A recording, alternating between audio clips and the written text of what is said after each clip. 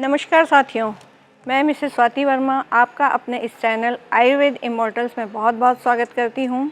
आइए कोई चर्चा प्रारंभ करें उसके पहले मैं आप सभी का अपने और अपनी टीम की तरफ से तहे दिल से धन्यवाद देना चाहूँगी, जो आप लोगों का इतना सक्रिय सहयोग मिल रहा है और हमारे इस स्वस्थ रहने के अभियान को सफल बना रहा है।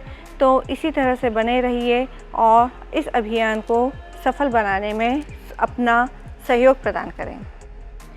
इस जानकारी की श्रृंखला में आज हम बात करते हैं तरबूज के विषय में।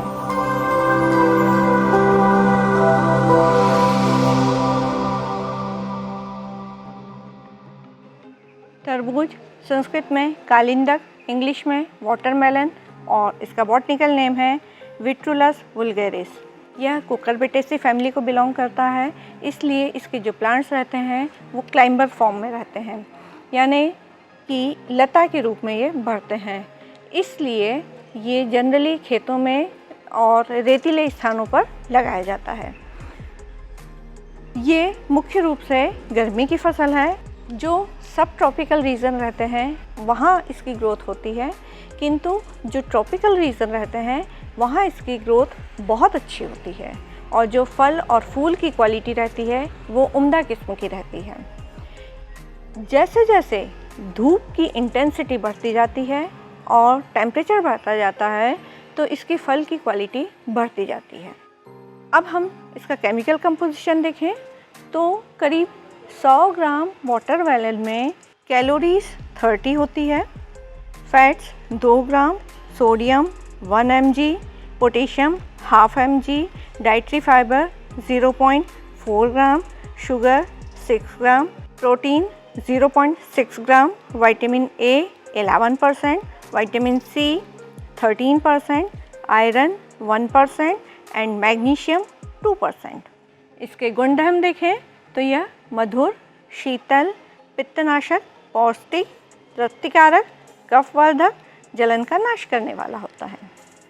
इसका जो कच्चा फल होता है यह ग्राही, गुरु, शीतल, पित्त, शुक्र, दृष्टि, शक्ति इन सब का नाश करने वाला होता है, इसलिए कच्चा फल खाने से बचें। और जो पका फल होता है उष्ण, क्षारयुक्त, त्रिदोषनाशक होता है। आइए प्रयोगों की चर्चा करते हैं। यदि ब्लड में एसिडिटी है या एसिडिटी के कारण फीवर आ रहा हो, सन्निपात की समस्या हो यानी टाइफस, तो ऐसे लोग फल का रस नित्य सेवन करें। यूरिनेशन में बर्निंग होती हो तो ऐसे लोग तरबूज को एक हिस्से में चौकोर काट लें। काटने के पश्चात वो छोटा पीस निकाल कर उसमें शक्कर भर दें। शक्कर भरने के बाद वह तरबूज का पीस जो है उसे वापस उस स्थान पर जमा कर लगा दें और इस पूरे तरबूज को खुले आसमान में ओस के नीचे रख दें। फिर सुबह सुबह इसका गूदा निकाल कर इसको मसल कर फिर छान कर मरीज को दें, जिससे कि शरीर की जलन शांत होगी, यूरिन क्लियर होगा और जेनाइटल ऑर्गन्स में आसपास यदि कोई फुंसी आ गई हो वो भी ठीक हो जाएगी। यदि सुजाक यानी गोनेरिया की समस्या हो उसके लिए ऊपर जो विधि बताई गई है उसका रस हम 250 ml ले लें और जीरा और मिश्री पाउडर का चूर्ण मिलाकर मरीज को दें। या फिर ऐसा कर सकते हैं कि उक्त विधि में हम शक्कर की जगह पर शोरा डाल सकते हैं, तो ये 4 ग्राम डालें, मिश्री 5 तोला डालें और उसी तरह से छेद को बंद करके खुले आसमान में रात भर ओस लगने के लिए छोड़ दें और सुबह उसी तरह से मसल कर रस निकाल कर छान कर मरीज को दें। तो 1 से 7 दिन तक यदि हम पिलाते हैं तो सुजाक की समस्या से मुक्ति मिलेगी और जिन्हें गुर्दे की पथरी है यानी किडनी में स्टोन है वे लोग भी इसका उपयोग करेंगे तो लाभ मिलेगा। एसिडिटी के कारण यदि सिर दर्द होता हो तो ये फल का जो रस रहता है उसे कांच के बर्तन में लेकर डेली पिएं तो एसिडिटी खत्म होगी और आपका सिर दर्द की समस्या खत्म होगी।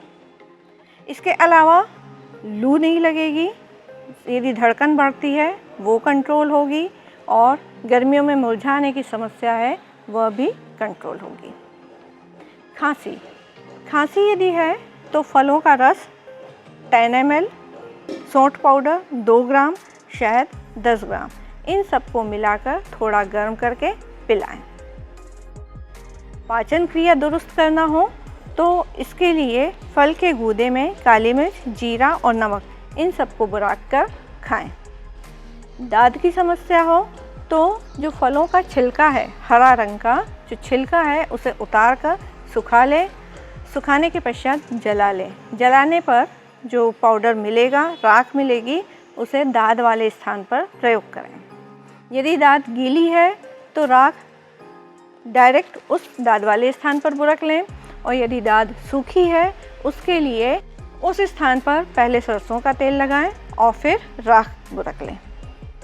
अब कुछ लोगों को इस फल का प्रयोग नहीं करना चाहिए। पहला, जिनकी प्रकृति शीत हो, श्वास के रोगी हों, मधुमेह, रक्त में किसी प्रकार की विकृति है, उनके लिए ये हानिकारक है। दूसरा, शाम को और रात को सेवन ना करें, तब भी ये नुकसान करेगा। तीसरा, यदि इस तरह के लोग सेवन कर लेते हैं तो ऊपर से शहद या गुलकंद खा के उस समस्या का निदान ले सकते हैं। बीज, इसके बीज भी बहुत ही काम के होते हैं। तो देखें,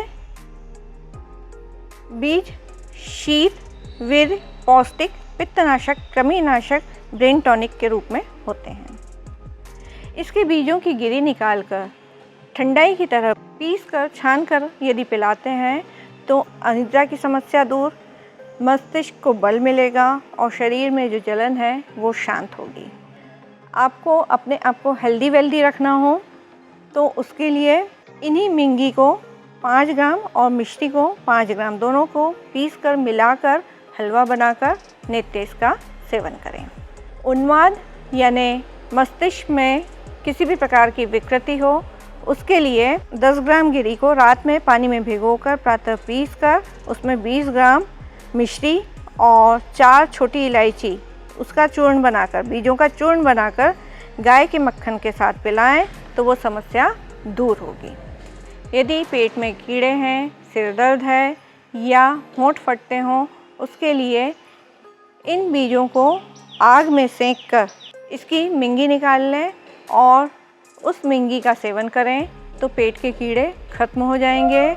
इन भुनी हुई मिंगियों को पानी में पीसकर उसका लेप माथे पर करें तो सिर दर्द में आराम।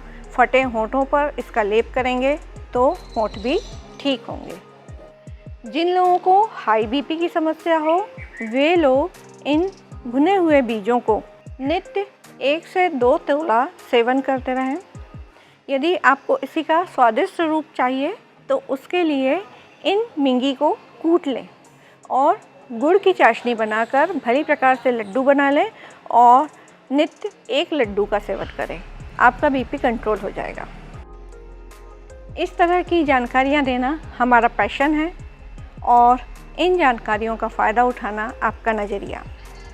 आज इस कोरोना काल में जिस तरह से लोग स्वास्थ्य के प्रति जागरूक हो गए हैं, तो इस स्वस्थ रहने की दौड़ में शामिल हो जाइए और होड़ के साथ स्वस्थ रहने के अभियान में शामिल होकर अपने और अपने वालों के जीवन को सफल बनाइए।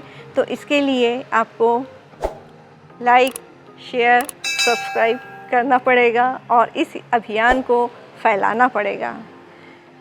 इसी के साथ आपका जो ये सक्रिय सहयोग है, आप जो ये टाइम दे रहे हैं, उस सब के लिए बहुत बहुत धन्यवाद। पुनः ही फिर मिलते हैं अगले एपिसोड में। नमस्कार।